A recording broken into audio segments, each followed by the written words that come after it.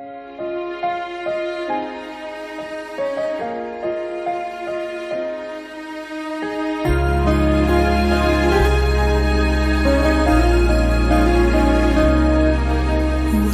Tuhan bukan waktu kita. Shalom Bapak Ibu serta saudara yang terkasih dimanapun Bapak Ibu berada. Kiranya Tuhan senantiasa memberikan berkat kasih karunia yang melimpah kepada saudara semuanya. Sore hari ini kita akan melanjutkan pelajaran pemahaman Alkitab, di mana kita akan masuk di dalam pasal yang ke-77 ayat 1 sampai yang ke-21 kitab Mazmur.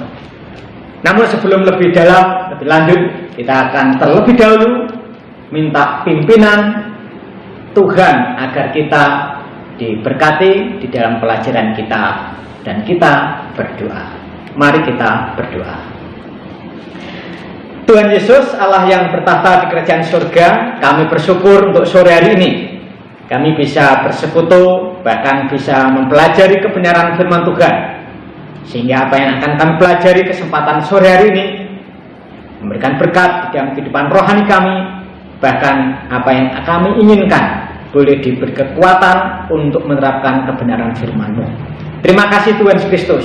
Berkati untuk pelajaran firman hari ini, berkati untuk sidang jemaat dimanapun mereka berada yang hari ini juga mengikuti belajar dalam pelajaran firman Tuhan, sehingga apa yang dipelajari, apa yang diterima membuahkan berkat-berkat dalam kehidupan rohani mereka maupun jasmani mereka.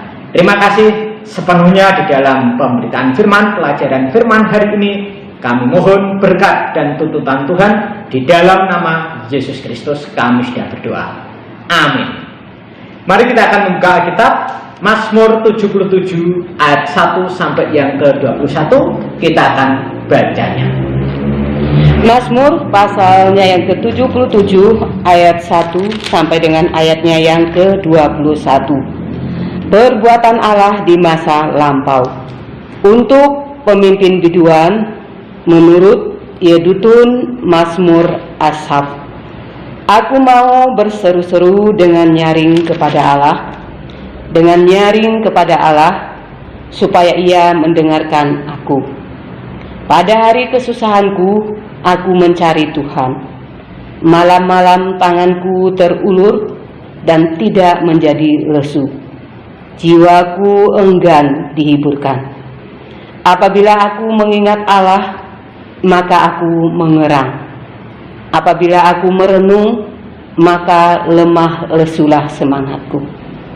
Engkau membuat mataku tetap terbuka. Aku gelisah sehingga tidak dapat berkata-kata. Aku memikir-mikir hari-hari zaman purbakala. Tahun-tahun zaman dahulu aku ingat. Aku sebut-sebut pada waktu malam dalam hatiku.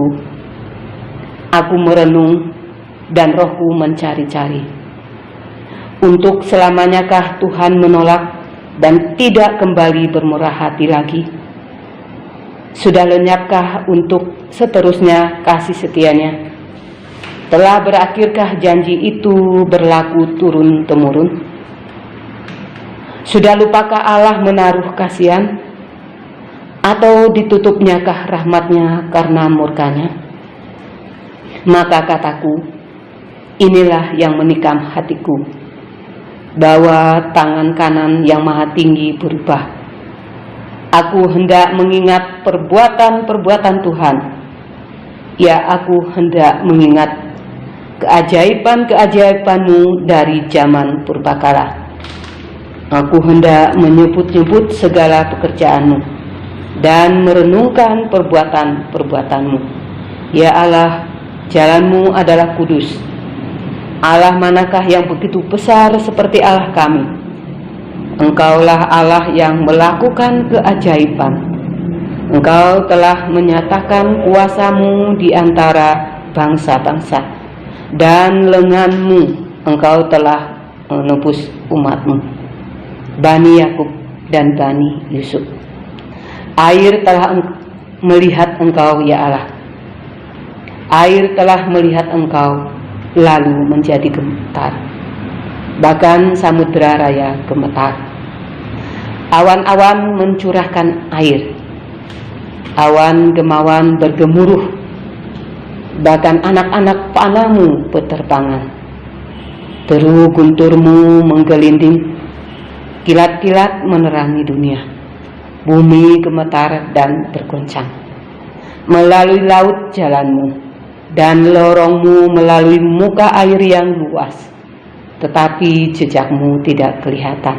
Engkau telah menuntun umatmu seperti kawanan domba dengan perantaraan Musa dan Harun. Pelajaran yang akan kita pelajari kesempatan sore hari ini dengan judul mengingat perbuatan Allah yang besar. Tentunya ketika kita membicarakan masalah perbuatan Allah, jelas kita sudah merasakan bagaimana perbuatan-perbuatan Allah yang besar bagi hidup kita semuanya. Bahkan bisa dikatakan perbuatan Allah sangat luar biasa, sehingga pemazmur mengungkapkan dalam ayat yang sudah dibaca tadi bahwa mengingat perbuatan Allah yang besar. Diawali dalam ayat yang kedua sampai yang ke-10 merupakan ratapan yang diungkapkan kepada Allah. Ratapan bisa dikatakan dia mungkin memiliki dasar kesedihan sehingga dia meratap.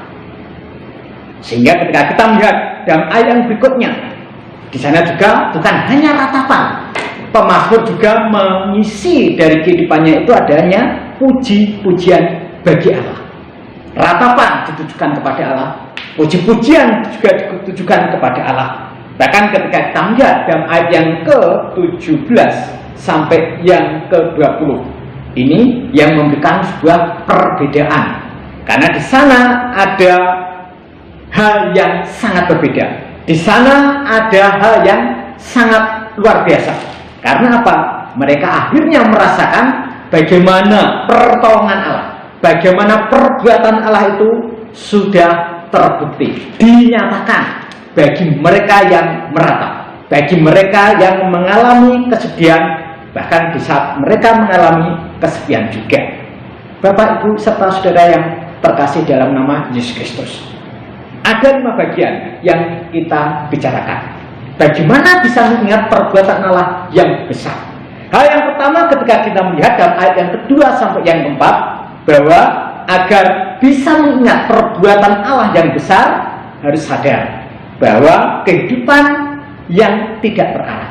Artinya bahwa manusia ada kalanya mereka tidak punya tujuan hidup. Ada kalanya manusia juga mereka merasa kehidupannya itu tidak punya tujuan.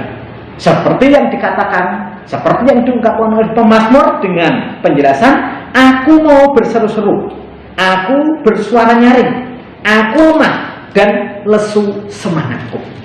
Dan tentunya penulis ini atau pemazmur merasakan bagaimana kehidupannya itu tidak ada arah, bagaimana kehidupan mereka itu tidak ada tujuan yang ingin dicapainya, sehingga dia hanya menginginkan, yaitu apa? Perbuatan Allah yang besar untuk mengubah setiap keadaan yang dialami oleh umat tersebut. Seperti saudara dan saya pasti pernah mengalami kehidupan kita tidak ada arah, kita lemah, kita lesu, kita sedih. Bahkan satu sisi juga kita pernah bersukacita dengan memuji dan memuliakan nama Tuhan. Namun semua yang pernah kita alami itu juga didahului, dialami oleh pemazmur.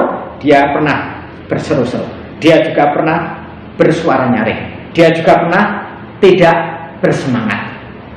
Namun dia ingat bahwa segala sesuatu yang dialami, dia ingat bahwa Allah akan melakukan perbuatan-perbuatan yang besar. Perbuatan Allah yang besar bukan hanya memiliki ataupun bukan hanya dia pernah merasakan kehidupan yang tidak terarah, tetapi dilanjutkan dalam ayat yang ke-5 sampai yang ke-10 bahwa mengingat perbuatan Allah yang besar harus mencari-cari jawaban. Jadi ketika mencari-cari jawaban dalam ayat yang berikutnya itu dijelaskan 5-10 ada penjelasan, dan rohku mencari-cari, ada kekhawatiran, ada kebingungan, ada kesusahan, dan yang menjadi perenungan buat kita semuanya, kenapa kesannya Allah tidak memberi jawaban ketika ketika kita juga pernah mencari-cari jawaban ditujukan kepada Allah. Saya yakin dan percaya bahwa Allah punya maksud dan tujuan yang indah di balik sesuatu yang kita alami. Namun yang terpenting kita harus ingat akan perbuatan Allah yang besar bagi kita, dan kita jangan sampai berputus asa untuk senantiasa mencari jawaban yang dari Allah, untuk melepaskan setiap keluh kesah kita, untuk melepaskan setiap kelemahan kita, untuk melepaskan setiap kegelisahan kita, sehingga kita bisa mencari dan Allah akan memberikan jawaban. Hal yang berikutnya, ayat yang ke-11 sampai yang ke-16, bahwa mengingat perbuatan Allah yang besar, jelas Allah juga tidak segan-segan akan memberikan jawaban yang dinyatakan. Artinya bahwa Allah akan memberikan jawaban kepada mereka yang meminta pertolongan. Allah ketika memberikan pertolongan tidak setengah-setengah. Allah ketika memberikan pertolongan kepada umatnya tidak juga dengan penuh keraguan.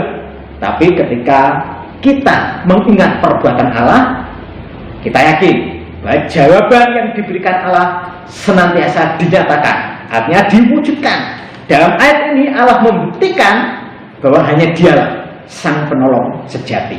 Hanya Dialah yang memberikan segala bentuk jawaban-jawaban yang diinginkan oleh umat manusia. Allah memberikan jawaban bukan hanya waktu ini aja, tetapi waktu yang dahulu, waktu ini, dan waktu yang akan datang.